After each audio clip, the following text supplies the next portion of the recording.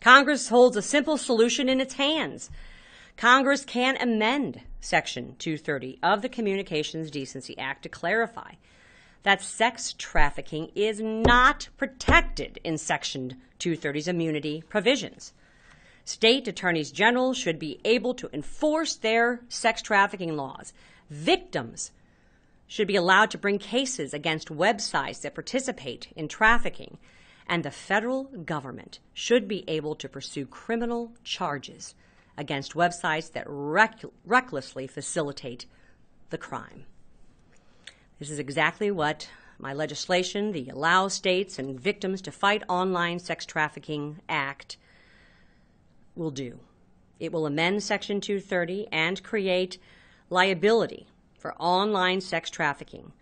It is the single most effective action that Congress can take to end sex trafficking in this country. But there is pushback from the tech community, which doesn't want to see any changes to Section 230 whatsoever, despite the court saying to Congress, legislate, legislate. My bill is a narrow, surgical fix to the tension between Section 230 and sex trafficking law. But big tech and others are clinging to a slippery slope fallacy. According to one estimate, Google makes up to $1 billion a year in illegal ad revenue. $1 billion a year. So you understand the fight. In fact, in 2011, Google settled with the Department of Justice's investigation into Google's facilitation of illegal drug sales for $500 million.